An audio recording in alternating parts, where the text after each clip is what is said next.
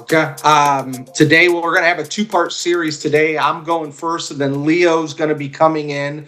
Leo Pareja, CEO of eXp Realty, will be coming in about 2:30 Eastern today. Today I want to get moving because I got 27 minutes before maybe he gets in. If he gets in early, I'm stopping and he's going. So what I want to do today, I wanted to talk through with you what's going to happen here in July and how I spent a lot of time processing this. A lot of you guys know I'm not in production anymore. Okay, I stepped out of production. Essentially, I tried to step out 4 to 5 years ago and then had to come back in because of some moves I made. But I spent a lot of time thinking about, okay, if July hits and I'm here working with buyers and sellers, what exactly am I doing to work through this pivot? And it hit me really easily what I would do.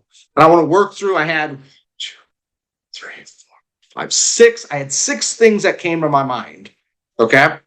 Grab your pen, grab your paper. I'm gonna work through these, and then if Leo doesn't come in early, and Ammon, help me if you see Leo come in or anybody else, because I'm not looking at him right now or when he comes in. Will do. Okay. Thank you. Here's the 6 pieces that I found that I would be working on right now if I were you. And I'm gonna work through how I thought about these and why. And at the end, we'll have a discovery on what this was. So the first thing I would do, knowing that, okay, it's harder to work with buyers right now. That's what's going to happen. It's going to become a little bit harder to work with buyers. Plain and simple. So what do I do to pivot in that time?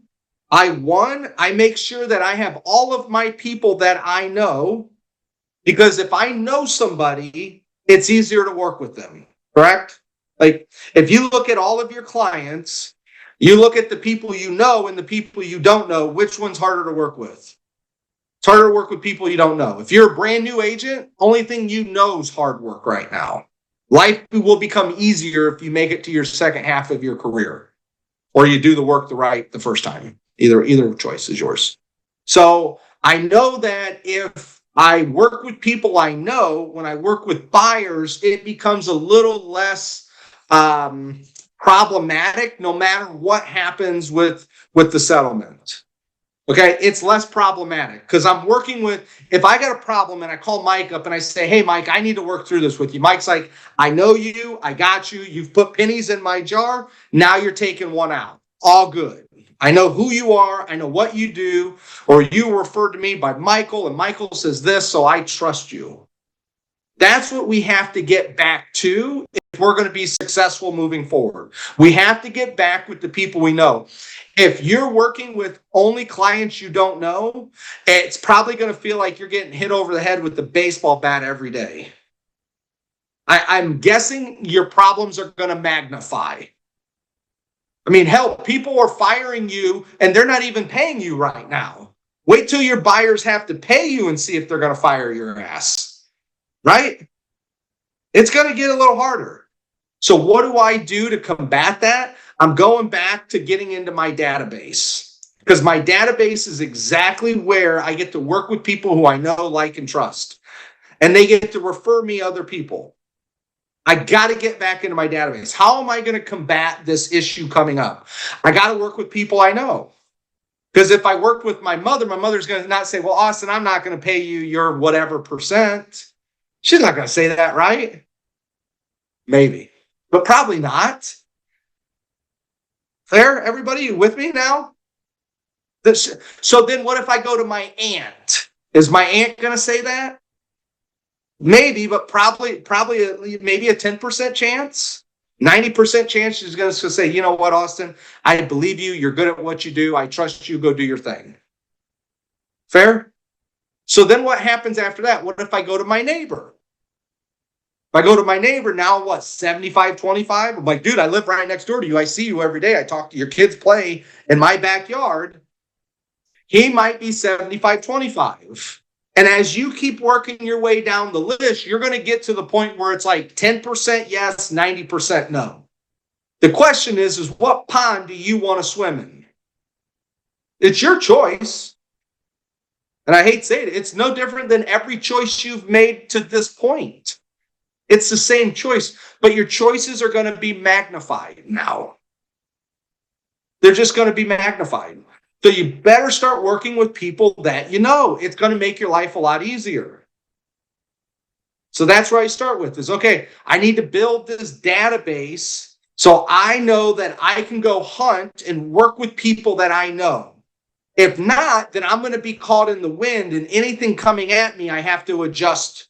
And more than likely, I'm going to be in this 90% no or 70% no rate. There's going to be a lot higher no rate. And if that's what you want, okay, I would identify it and raise your hand right now, and I'm going to question the hell out of you on why you think that would lead you to success. See, no hands. So we all agree. We all agree that working with people we know is going to make our life easier and moving forward. The same shit that was true a year ago, right? 2 years ago, 5 years ago. So I got to get into my database if I want to fight and I want to put myself in the best chance with whatever comes in the future. It doesn't matter if it's the NAR settlement or if it's this or if you have to be a robot to show a house in the future. It doesn't matter what comes. You have to be in control of it. Period. Now, the next thing that I work through is, okay, if I get this list of people that I want to work with, what do I need to do next? What do I need to do next with them? How do I ensure these are the people that I'm working with? Where's Miss Maria? There you are, Maria. Maria, what would I do next to help offset the negativity that could be coming in the future? If I have this list of people that I know, like, and trust, what would I do next with it? Reach out to them. Reach out to them, right? Like, is that not the next logical step? And Maria's been training with us for many years, so I had a feeling she'd get that answer right. Right? It's reach out to them. So how well are you guys doing at reaching out to the people you know? So really, I mean, just think about it. How well are you doing based off of your potential? The answer is more likely pretty shitty. You guys are the high achievers here, so I expect more out of you. I do. I just expect more out of this group here. You have to do better. Period. You get a great opportunity coming your way. This is a great opportunity. It's like 2008 coming again. Man, I love 2008 and 2009. I wish I had money back then. I'd have been a multi-billionaire if I had money back then. Yeah, it's a great opportunity.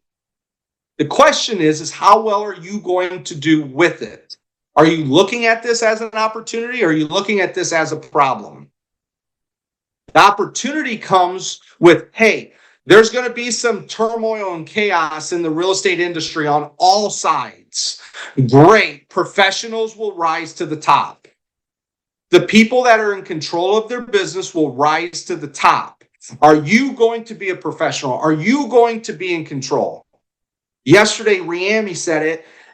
It was beautiful what she was saying in our Agent Success Program Mastermind group yesterday. She was like, I just educated this person, and next thing you know, this person dumped their real estate agent and hired me because I just educated them. How beautiful is that? All she did was educate, which is going to be my fifth topic. So topic 2 today, part 2, is now we have to reach out to these people. If we want to control what happens July, August, September, October for the rest of our lives or the rest of the year, we got to be in control. So the question is how much are you in control of your business right now? Are you or are you not? Are you in control? Because I know, I was saying this somewhere else, is I could make it rain in Arizona during a drought. I don't remember what call I was on when I said that. But like, I could make it rain. I know tomorrow I could have a new client if I worked hard today. I know exactly what to do. And I know this client will be referred to me or they'll know me based off of my previous work and that the quality of work that I did, there's a T word that comes with it, and that's trust. Good luck having anybody pay you when they don't trust you. Think about someone you don't trust right now or someone you don't know. And they want you to pay them $10,000, $20,000. They want, you to pay them. Are you going to pay them? Hell no. You're going to ask some questions. Like, why should I pay you? I don't know if I trust you. So we got to get back to working with the people that trust us. When I do these two things so far, what happens is I become the professional. I become in the driver's seat. And all this chaos that's going on over here, I reap the benefits of it. Someone's going to reap the benefits. The question is it you? Or are you going to be the one that it's all taken from? So there's going to be two groups of people. You guys obviously know where I lie. I lie on this side. I always told the agents when I trained them, you either go get your clients or I'll go get them. Because every day I'm looking for them. And don't get pissed at me when your client gets referred to me and they want to work with me and not you. That's on you, not on me. Right? So 2, you lead generation. Austin, can I step in really quickly? So Yep. I just had this conversation with an agent this morning, and she is somebody who's in my area. And she said, Chanel, I just want to let you know, I'm very good friends with these sellers whose house you just listed. And I said, oh, how interesting. She said, yeah, this person always said that I would sell them their home. And so when I saw that the home was listed and it was not me and it was you, do you mind sharing with me how you got that listing? And I said, yeah, I picked up the phone when they called me and I had them sign the documents before I left their house. And she just looked at me. She's like, oh, and I said, why do you think you didn't get a call? And so that was the conversation, exactly what you're saying. Don't ever assume that the people in your database are your people. Because every day, just to give you guys a visual, let me give you a quick visual here. Every day I'm hunting for your clients. Every day I am hunting for them, and I will find them and they will be referred to me as the hero that saved their family's financial future. And they will be referred to me because I asked them, and I will take those people and I will serve the hell out of them. And I will take them right from you because you didn't do your job while you had them. And I will not feel bad. What I will actually do is I will recommend you to come into my training. So instead of kicking your ass, you come kick ass with me. Right, Andrea's there? Absolutely. I was like, wow, we just entered into a movie drama. That is not why she started training with us 7 years ago. That was not my line to sell her, but it could have been like, I'm going to kick your ass or you can kick ass with me. It's your choice. But don't get mad at me when every day I'm looking for people that you're working with. That's not my fault. So remember, when you're not reaching out to your database, people like me are. And I'm a shark that's willing to take them, serve them, and then they're going to refer me all of the people that you might have got. And we're talking hundreds of thousands of dollars of business gone because you didn't reach out to your people. We assumed, Chanel, that they would call me when they were ready to list. And then here comes hungry Austin. You know why Austin's hungry? Because I'm always investing my money and I'm always living broke. So I wake up every day hungry. So then what do I do next? Now I'm looking at my buyers and I'm saying, okay, I have a list of people. I call Nate Cheviron. Nate refers me his aunt. I have his aunt. What do I do with his aunt as a buyer? What do we need to do now when I work with the buyer? It's really simple on my end, is I need to have a consultation with them. I got to have a consultation. Some of you guys have been having consultations for years. Some of you guys never do. You just run out and go show the house. Well, that stuff's not going to work anymore. That's not going to work. And if you think it works once or twice, I can go out on the road right behind my house and I guarantee I can find money on the side of the road. Guaranteed I can find money. But that's not a good use of me making money every day, right? Fair statement? Like, I can go find money anywhere in the world. I just look for it. But it doesn't mean that that's what I do every day. I got to have a system and a process now when I get these people to come in, so that way they look at me, I'm referred to them to start with, and now they look at me as the trusted expert. Riami, we were talking about this yesterday. If we don't have a process, Remember the lady who came in? She's not in here. She goes, Austin, what you were describing was a public defender.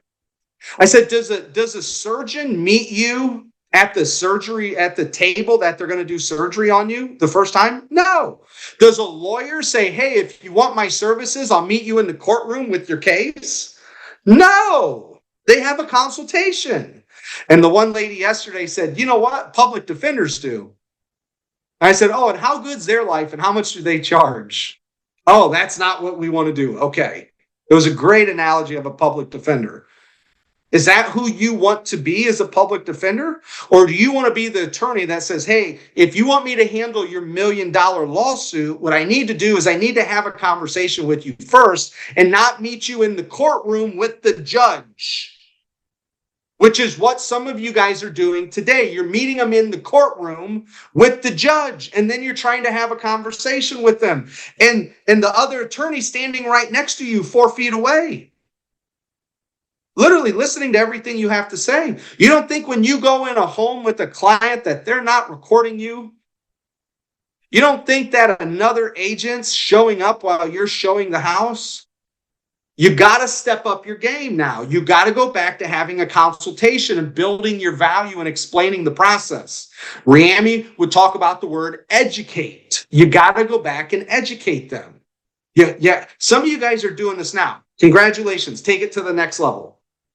For those of you who aren't doing it at all, it's time to grow up and be a professional. 1 out of 50, 1 out of 30 of my houses that I ever showed, probably more like 1 out of 50 clients, I didn't have a consultation. And there's only one reason why. One reason. I had a rule. You guys remember back in elementary school when they would do fundraisers and they had the thermostat? And then they would fill it in based off of the amount of money that was donated? You guys know what I'm talking about? Shake your hands at me if you know what I'm talking about. Okay, Rob, they didn't do that in Indy, huh? Okay, so that's the only time I would ever go out to a client and show them a house before I had a consultation is when that thermometer got up to about 90%, which means I know them, I know their financing, I know why they're looking, I know everything that I need to know. And I'm telling you, it was like a 1 out of 50, maybe even a 1 out of 100. Not 1 out of 2 or 1 out of 4 or 1 out of 5. And you have to be willing to lose the buyer to serve them. Yeah, let that sink in for a second. You have to be willing to lose the buyer to serve them. If you're not willing to lose a buyer, then you're going to do whatever they tell you to do because you're basing your actions off of fear. Yep, that's where we start. The question is that where you're at right now? Can you tell a buyer, if you don't do what I say, I can't help you, and I'm not in the business of not helping you? Okay. Are you willing to tell somebody that? I know I am. Like, hey, I can't help you. I'm sorry. I could do the work, but I can't help you because you're not willing to listen to me. And if you're not going to listen to me, I can't help you.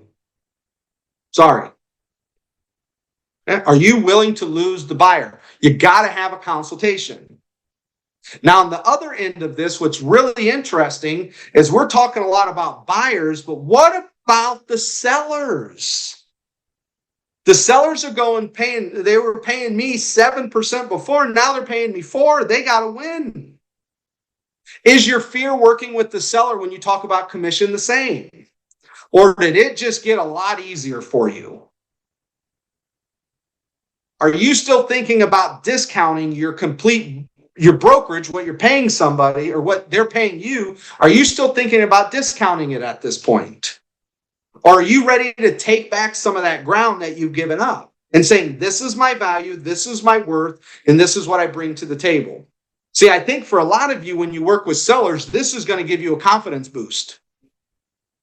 Because on the net sheet, it's not going to say 50,000 now, it's going to say 25,000. And you're just like, wow, that's a lot easier to sell 25 than 50. Right? So I want you to take a second and go back and think about working with your sellers. Think about the process. Think about how I build my value. How am I going to have this conversation? I'm okay as a leader telling everybody this. I have no clue. I have no clue. No clue what's going to happen. No clue how it's going to work. I have absolutely no clue. Never been here before. I'm actually fearful if you tell me you know how this is going to work. I'd be very fearful because you have no clue. How can you tell me you know what's going to happen? I would be more confident with someone saying this. I have no clue what's going to happen. I have no clue how all this is going to work. I have no clue if you don't pay anybody anything, if it's going to work well for you or not. I have no clue. But here's what I do know. I know I'm in this and I'm very good at what I do and I'll figure it out. You trust me enough to figure it out and be right next to me? Like, is that not a breed of confidence and professionalism that your clients need and want to hear? You just tell them, hey, I have no clue. I'm not going to act like I do, but here's what I do know. One, I know more than you. So that's good for both of us. Two, I'm willing to figure it out and I'll communicate back with you what I think is best when I find it. Right? Like, can you be that type of leader now that your clients need? Can you be vulnerable enough to say, I don't know? No clue. Yeah. Point 4 is we have to rethink how we're working with our sellers. And I hope that your confidence goes up at least this much to say, you know what, maybe I will stand my ground now with what my value is. Where before I kept giving my value away to them when they would ask, and I was fearful of having that conversation. Where now I'm a little more confident in what I do and how I do it. And you know what? They're not paying the full boat anymore. They can pay me what I'm worth now. Right? They can pay me. Alex says it sucks losing the business. I think it's great to lose business. You get to learn what you did not do so well. Because when you get the business, you don't learn a lot. You think you're God's greatest real estate agent. And when they leave you and they hire me, then you get to ask yourself, why did they hire Austin and dump me? Was my communication not as on point? Was this? You know what most people say, Alex, when they hire me instead? They say, well, he's probably charging less. I'm like, oh, no, I charge a lot more than you do. You actually got dumped and they're paying more. Ha! Figure that one out. So every loss, every failure is your opportunity to figure out how do you sharpen your saw just a little bit more? Because the next time you're going to have another opportunity, are you a little bit better? My 5th point now comes to education. Education. How well are you doing at educating yourself? And how well are you doing at educating your clients? What does that look like? What is your process to educate yourself through this pivot? What does that look like? How many hours are you putting in? Who are you listening to? Are you hearing the facts or are you hearing opinions?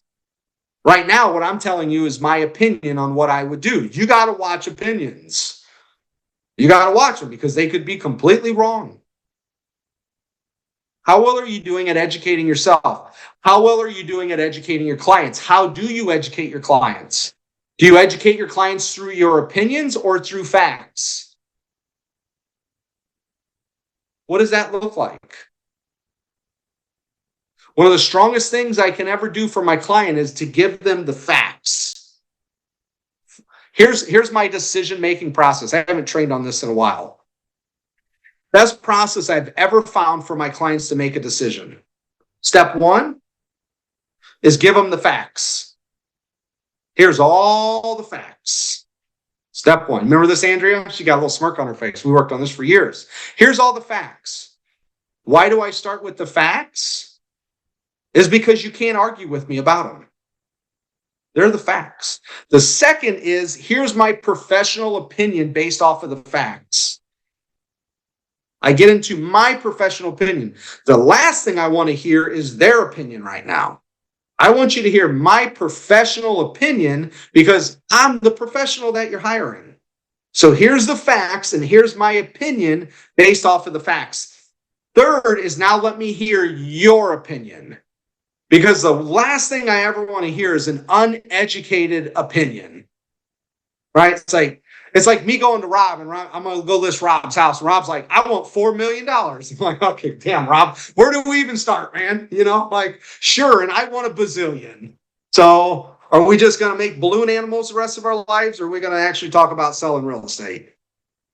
How many of your clients ever did that with you? They said, I want 4 million. Did you see your neighbor's house sold for 400,000? And it's pretty nice, a little nicer than yours. Here's the facts. Your house smells like pee. It's smaller than the neighbor's house, and they're sold for 400. These are just facts. So remember, facts, professional opinion. That wasn't Rob's house, by the way. Professional opinion, their opinion, and then you come to a conclusion's the last one.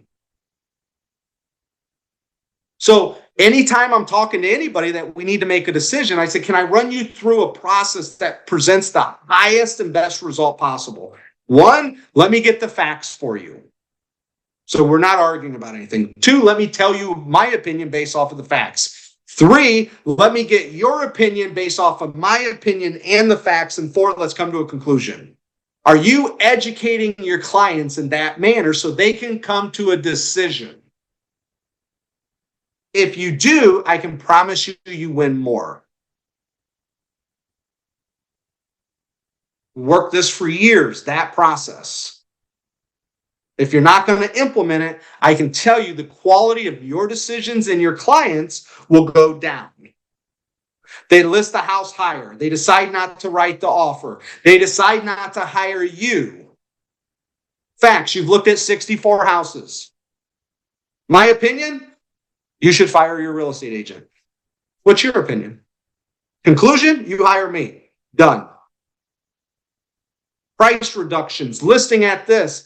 Negotiating anything with your clients has to run through that filter to increase your chances of success in your client's experience. And when you do that, Jeff Cavender, what might your clients do when you give them a better experience? Refer you more business. Bingo. This is all about making that wheel hum and getting more business and more business and more business. How do we keep getting more business and more business? We got to serve the people that we're working with. And what level are we serving them at? You catch me? It's a big circle of work here, guys, and it starts with you being a professional. Here's what I told you. Does anybody know what I just walked you through? Does anybody open your mic and just say it out loud if you know what I walked you through? Success. I walked you through the Agent Success Program is what I did, which is a tool that we already have in place to dominate what's coming. We already have the tool. It's already there. The question is are we using it? So today I wanted to show you how I would use it if I was in your position today. Nate? We got Thank you, Mr. Leo Pareja on the call. We got 28 minutes with Leo here, and I'm going to give a 2-minute story max, and I got 3 questions for Leo. If we have time at the end, which we never do, we'll open it up for questions. Don't plan on it.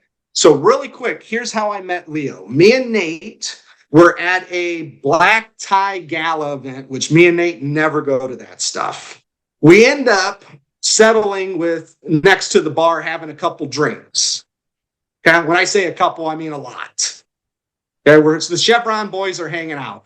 We then find out that they have a silent auction, which is giving away time. And so me and Nate are all about time. We're all about relationship and getting to know people. We saw Leo was on there. We're like, oh, we're going to meet this guy. This guy's the one that makes a lot of decisions. We want to meet this guy. So we're going through this auction, and instead of having a live bid with Leo, they put it online. And I don't think anybody knew it was online other than me, Nate, and maybe one other person. Well, we end up getting time with Leo for a fraction of the cost that it would normally cost anybody else. And Leo says to me, when I go down to Miami, he goes, you're lucky it didn't perform the way we thought. It would have cost you a lot more money. So here's why I tell you this. Are you willing to invest with people you want to be around? Are you willing to invest? That day, me and Nate spent $15,000. Was not expected. But we donated $15,000 to have some relationships with people we thought we might need a relationship with later. And Leo was one of them. If me and Nate did not donate that day, we wouldn't have this relationship, and Leo would not be here on his birthday. We're lucky he's even here on his birthday to start with. Okay? But I tell you guys that to help wake you up. Like, this opportunity is all around you. The question is, are you ready to go pursue it? And sometimes you have to pay for proximity. Sometimes you have to give your time. I don't care what it is. The only thing I can tell you is it's worth it. And that's how I know Leo. That's how me and Nate know Leo. That's why Leo's here today. Leo would not be here today if we didn't step up and have a relationship with him. He knows that. He'd say, nope, you're one of 1,000 other people I'm just going to have to say no to. Was that close, Leo? Very. And I say no a lot. Yeah. So, but just like anything else, it's like you show up and then you create a real relationship, and you guys are my boys now, for real. Not just because you pay to show up on time, because they've been invited back to Miami to go fishing and I did not charge them anything. How it works. So Leo, we have 25 minutes left. I got a couple questions I wrote out for everybody. First question is, what are the new rules of the game? And when I say the game, I'm talking with the buyer agency piece. I know you spent the last month and a half talking about it. What are the new rules? So the super binary ones that shift August 17th, they got pushed back from mid-July to August 17th, is that MLSs are not supposed to, and I'm saying not supposed to because there's new information every week, and 2 MLSs have come out and said that they're not going to agree with the settlement. So that'll get really, really interesting, especially because there is probably, so I don't know if everybody knows this, but there's north of 600 MLSs in these United States. 10 years ago, there was 900 of them. My personal opinion is we probably only need about 30 some, right? If you follow kind of the NFL markets. And the reason I always say that is because that's how MSAs are calculated based on density of human beings. So we have way more than we need. There's probably 1 or 2 that have 100,000, then it kind of drops precipitously from there. You have some MLSs with 400 people in the long tail. But so I keep talking about the fact that, like, one thing is what is written and then one thing is what's going to be implemented. But just assume that everybody's following the letter of the settlement. You are no longer going to be able to advertise a co-broke, period. And a discussion. It won't be in the listing agreements. It won't be offered on the MLS. The goal of the settlement is to give optionality and negotiability to every transaction on the buy side. So just think of buyer compensation as part of what's negotiated, i.e. sales price, closing date, personal property, right? Like, there's the fixtures that convey, but like washer and dryers, in some parts of the country don't convey unless you negotiate into the contract. And where I grew up selling real estate, it was required by custom, not by law, but it just expected that every house had appliances, washer and dryer. But in other parts of the country, to leave a washer and dryer or a stove or refrigerator is weird. Like, you just don't do it. So starting mid-August, you will have to put into the contract. If you are, so one is you'll have to have an agreement signed by the buyer and the buyer's agent, identifying clearly the total amount of commission. And one of the big nuances, it can't be variable, right? So a lot of people want to say, hey, can I just put whatever the seller's willing to pay, right? That's a very logical question. Like, I'll take whatever we can negotiate into the contract. Not acceptable. If you put in 0 or variability, you earn variability as 0. So what we're saying to people is, and I've asked lawyers lots of questions and follow-up questions like, may I reduce my commission? So like, let's say I get someone to agree to 3%, and we ask the seller to contribute 3%. And as part of the negotiation, the seller counters, and we end up at 2.25, 2.5, 2, whatever the number is. May I lower my commission? And the answer we've gotten from the lawyers is yes. But let's say we go the opposite way. Let's say you agree to 2.25 and you sell them new construction that offers 4%. May you go up? And the answer we've heard is no. Again, it leads to a lot of questions. And one of the things I always tell people, it's like, nobody knows what's going to happen. That's the other thing you guys need to remember. Like, you are all on the same page with everybody else, right? Because a very logical contract negotiation question is, well, what if I create an addendum? Like, we're not making it variable, but if at the time of negotiation, you actually agree to a certain percentage. So there is going to be a lot of case laws. I assume lots of litigation, in local jurisdictions, and we will get best practices. What I keep telling everybody is that we're going to go through what I call the messy middle, right? Like, if you ask me to predict the world 3 years from now, I'm going to say it's super straightforward. It's the new normal. It's getting to that new normal that's going to be confusing, right? And like, these are the percentage of numbers that most people don't realize of how high the churn rate is in this industry. 66% of the agents don't make it 12 months. They die in the first 12 months, 66%. And at that same population, 90% don't get a year 5. So the amount of agents that come and go in our industry is much higher than people realize. And the reason why that's important is if you get licensed in September, this is just how we do things, right? So there's going to be a percentage of the population 2 or 3 years from now that never actually had co-broke. Like, what are you talking? That's some old timey stuff. Like, we don't do that anymore, right? So we're limited by our experience right now of we don't know any other way. I've been in this business for 23 years, and that's like procuring calls. There's like these things that we do, like procuring calls no longer exist. That's not been said in any of the paperwork, but that's one of the things that I say to agents so they really, really understand it. So, but just like this is the only thing we know, think about the listing side. If I were to tell you guys list a house without a listing agreement, you would be like, that I don't know how to, that's not possible. My MLS requires it.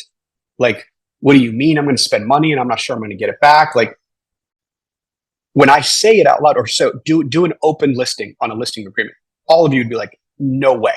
You'd think I'm going to spend money on photography, a sign, lockbox. I'm going to do all this work, and I don't guarantee myself the commission.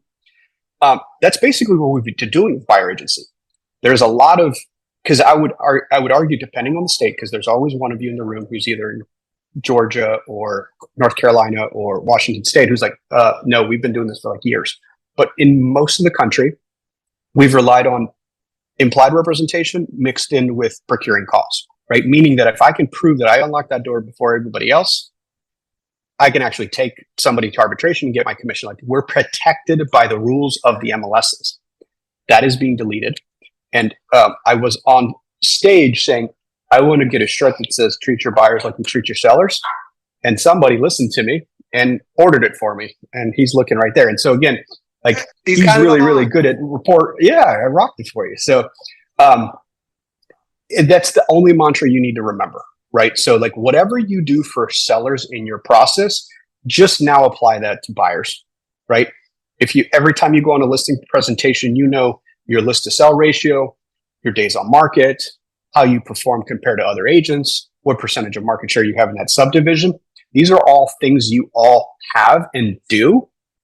But do you know all that stuff on the sellers, on the buy side, right? So the new world of engagement is you must get a contract signed. You only get to collect what you agreed to, and make sure it's all in writing. Because again, back to this is going to get messy. I've heard from some MLSs that the penalty is going to be losing your license, being suspended from the MLS. Like, they don't actually need to even take your license. They just need to not give you access to the MLS if you break the rules, right? The other interesting potential slap on the wrist is that you have to return the commission, right? So that's also terrifying, because I've had agents say, well, I'm just not going to get anything signed until we write the contract and then I'll figure it out. Well, again, the agreement, the way it's worded, says you have to get that signed before you unlock the door, right? So there's always what's written, and then there's also what goes into practice. But I'll stop there because you said you had more than one question. I could probably talk about that for 30 minutes. Perfect question. Thank you, Leo, by the way. So we start with what's the rules of the game. Everybody should know the rules of the game. I wasn't a huge fan of Bill Belichick. He was one of the best coaches ever. Not that I didn't like him, but he knew the rules, and that's why he won. So I always want to start with the facts and what are the rules, and help you guys understand those. And that's our base.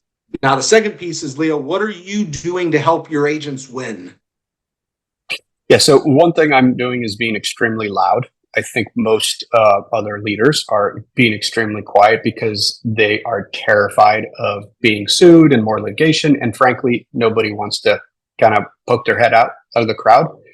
We've made the business decision that we're okay with, potential additional liability because we think it's more important that our agents feel, protected. And so we're consciously being proactive versus reactive. So we were the first company to create our own buyer agency agreement, and we did that within 14 days of the settlement being announced. We're already rolling out 2.0. And so, the way I describe EXP in general is that we're a platform that allows real estate entrepreneurs to build whatever size dream they want. So what that means is you could be, Justin Haver that did 1,100 transactions last year in Calgary, Canada, or you could sell 15 homes a year and you're a solo producer and you don't want a big mega team. So what that means is I have to support multiple avatars. And so what I think is going to happen in this messy middle is that we're going to have lots of experimentation and people are going to try a bunch of stuff, and that's perfectly okay. And some of it will work and some of it won't, right? So like right now we're in this AI boom and there's like 118 AI companies, and I guarantee you in 3 years there's going to be 3 winners. That's typically what happens, 2, 3, 4. So I think, and the reason I say that is because there's people saying, I'm going to do a flat fee, I'm going to do hourly, I'm going to still charge my full freight because I'm white glove service. And I'm saying, go ahead, right? My job is to support your creativity and your best ability to service your customers. But at the end of the day, the beauty of capitalism is what works for a consumer and a service provider is what wins, right? If somebody does it for less money than they can afford to do it, they go out of business eventually. If they don't have a solid value proposition, they won't be able to collect the fees they want. And that's where I'm saying, like, we fast forward to the movie 3 years from now, it's super straightforward. I think there's just a couple of ways to do it. And I don't have to have a crystal ball. I just look at what happens on the listing sides. There is currently percentage.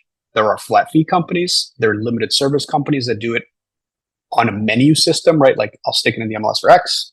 I'll put a lockbox for Y. So I'm predicting based on what I see on the listing side for the last 2 decades, that that's what's going to happen on the buy side. So, but if you look at the data on the listing side, Zillow puts out an annual report, and their most recent one is still 2022 numbers that came out in 2023.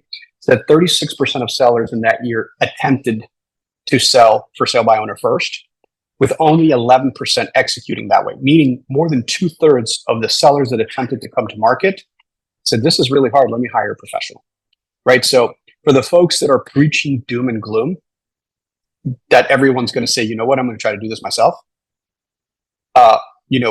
The data says that doing buy side is 3 times harder than doing the sell side, right? 80 to 100 hours versus 20 to 30 hours on a listing.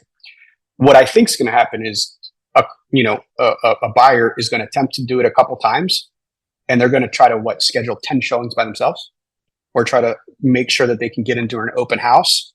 And then once they identify the house, they're going to say, okay, I want to write a contract. And someone's going to say, good luck.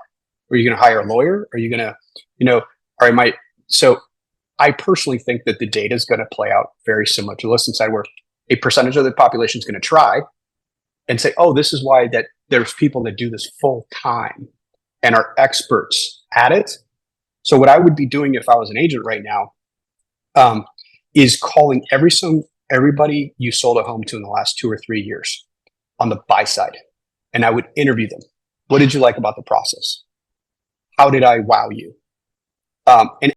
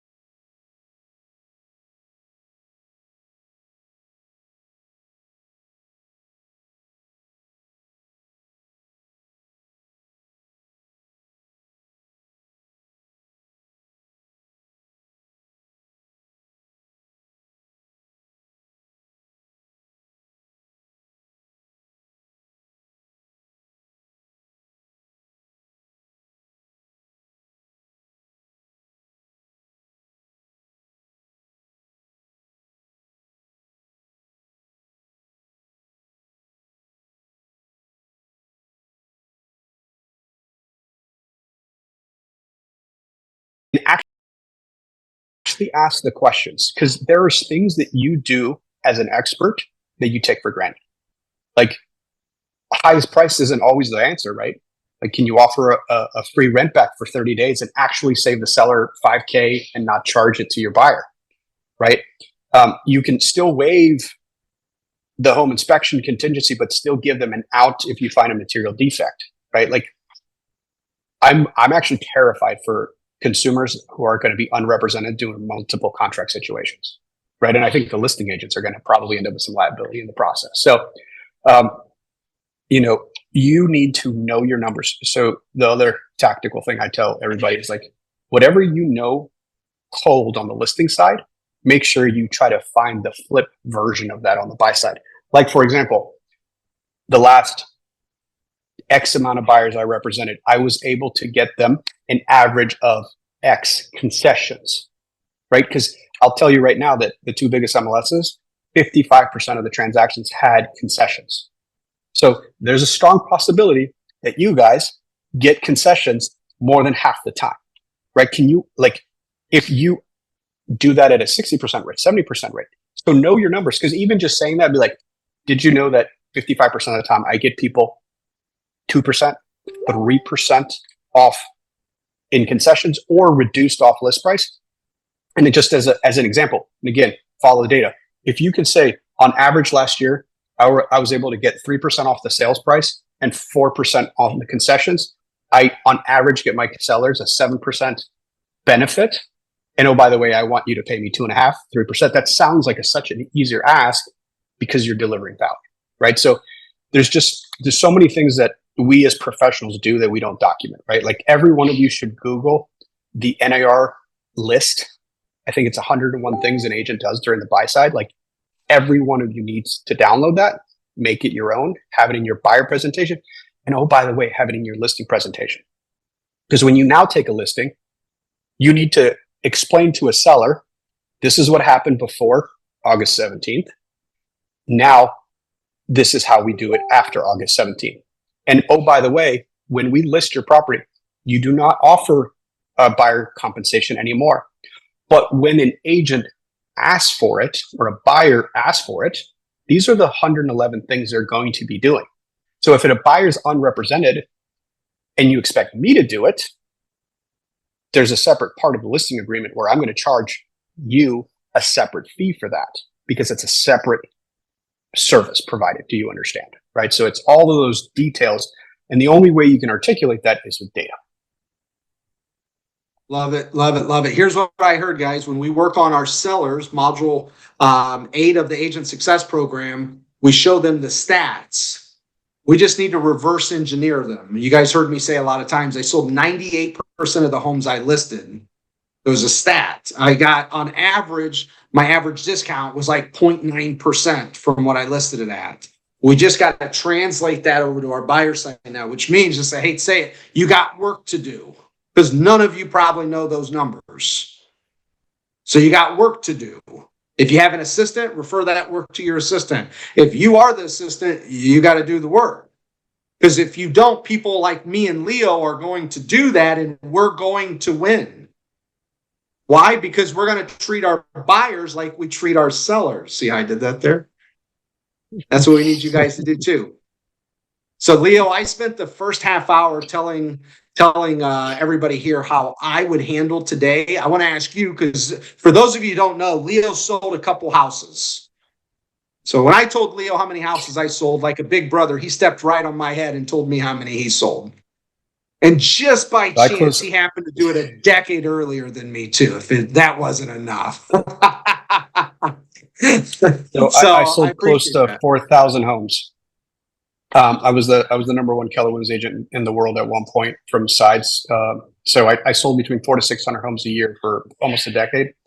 And I actually, very early on in my business, pivoted to listings just because someone shared with me the pure numbers on how many hours it takes to represent a buyer versus a seller. So again, this is not what I would suggest you do. I'm just answering the question the way Austin presented it, which is I would probably just focus on sellers, right? If I can control the listings, I think it was like the first conference I ever attended in my early 20s, I heard you have to list the last, and that sentence never went away from my head, right? Listings just give you so much more time control, because if you can list homes, you can be on vacation. You can take calls from anywhere versus you can't be at a showing if you're not physically present. And I tended to run out of time of buyers I can serve in one weekend versus if I had 10 listings, I could take many calls from buyers agents.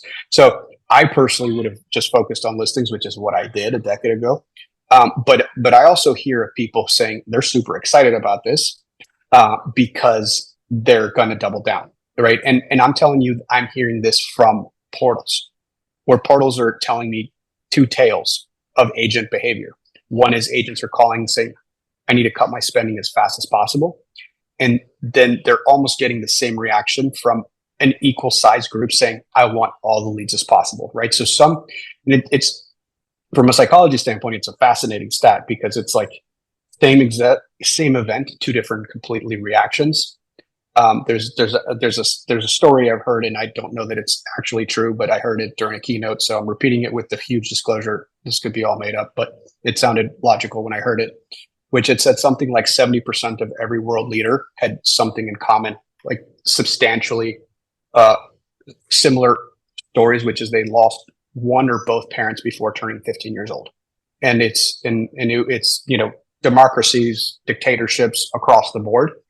And the way it was explained is, if you think about it, losing a parent as a child is probably your worst nightmare, right? They're your sole provider, emotionally, financially, nurture. And so if you survive that, you tend to say, I can do anything. And these people grow up to rule a country one day. But there's another portion of the population that has the exact same stat, again, according to this keynote, not my research, that said that prison inmates had very similar statistics, right? So they also had the worst possible thing happen to them. And it was, I'm not worthy, the world hates me. You make a story about the exact same event. So I'm predicting that's going to happen, right? There's agents who are going to thrive in this new environment, and there's people who are going to get out of business. Love it. Let me get one more tip. So the question is if you were still selling, Leo, how would you pivot today? And first answer is, let's get on the listings. What's one more thing you would do if you're grinding back, call it 2012 again? What's one more thing you would do? So I would have a rock solid presentation that I would role play till I'm blue in the face. And I would potentially, if you're curious about different models, I would try stuff. I would never be scared to try. Right. And I was kind of like a mad scientist with scripts where it was like, let me say this 10 times. Let me say that 10 times. Let me say that 10 times, and literally A/B test, like down to like where my ISAs and my buyer's agents was like, no, you say it exactly like I say it until your conversion ratio is above this, and then you can freestyle. But in the beginning, like I want it to almost sound like me. And then you can make it your own. But until you can convert at X%, you're not practicing on my leads. So if you guys are team leaders or you're the producer, like you need to be scientific about, okay, if they didn't choose you, or like I would actually call them and say, what about what I said was not what you wanted? And again, I would be not scared to actually have your presentation say, this is the white glove service where it is X%. Or if that's not what you want and you want it a la carte, I charge this for a showing, I charge this for a contract. And like when they start doing the math, they're like, whoa, that's, I don't have to guarantee any of that. Like I'll go with that, right? But I would, whatever you're scared of, I would actually try to build it and have that as a potential option, and see what works. Because the reality is we don't know. Nobody knows, right? So I'll just throw a fun curveball, like the state of California is not going to let us actually charge upfront fees that are non-refundable. So like the state of California just like literally this week's come out and said, no, it's got to be fully refundable. So I'm like, well, that's not fun for anybody who's willing to do it for a flat percent, trend, like upfront money. So again, what may work in one state may not work in the other. So just be prepared for a lot of ambiguity. But again, my best years ever as a producer were the worst years ever in real estate because there was so much fear and so many people got out of the business. And, you know, I would take listings in 2009 and 10 that would take me 18 months to sell, right? Like some of you have never seen inventory sit on the market that long or have that much inventory, right? Where, you know, buyers didn't know how to write offers back then because there was too many choices, right? Buyers would actually say, why don't I wait a couple more months and the prices will come down some more, right? It's like literally the flip psychology that you have with consumers right now. I remember those days, Leo. You know, I loved when a house took 6 months to sell, and on average, I sold it in 14 days.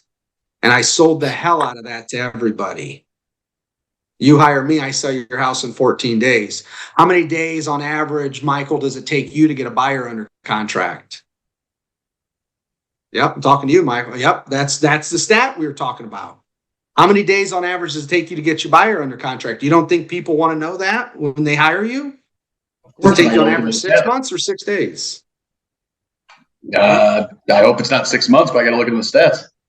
Yep, he has no clue because he hasn't done the work. Now, we just brought it up today, and that's why you're here, is here's where we discover the work. So we're going to end right on time today. I want Leo to hear here's our homework. I'm going to give you guys some homework. Per Leo's suggestion, I want you to call your past buyers. I'm going to go back 2 years. If you haven't sold real estate 2 years, then you don't have as much work. You should be calling your new potential buyers.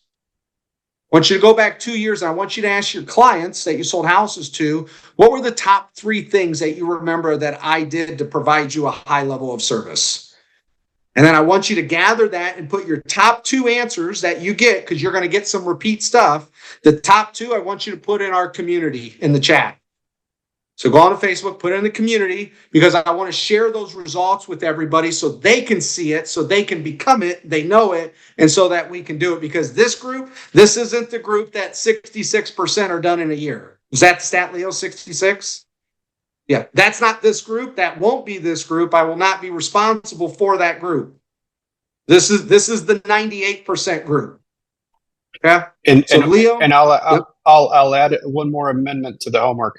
Once you get a positive, like if somebody's a raving fan, say, do you mind going to Google or Zillow, wherever you store customer feedback, and actually tell them to articulate a buyer agent specific testimonial? Be like, Austin helped me win when we were up against 17 other contracts and I did not have to overpay. And it was amazing. And he made sure I got a phenomenal deal with my loan and my title. Like, actually start creating a digital footprint of you as a kick-ass buyer's agent. So when people actually sit through your buyer presentation, say, I have to think about it, and then research it, and then they have testimonials saying that you were a phenomenal buyer's representative, it matches. last thing, what separates the professionals from everybody else is when professionals get good advice like this, they do it. Period. Don't get good advice and not do it and be one of them. Don't do that. Get the advice and go do it. The quickest way to get to success is to mentor someone who's done it. You have 2 people here that have done it, that are telling you what to do. Go do it for you and go do it for us. Thank you, Leo. Happy birthday, my friend. See you later, guys. Thank you.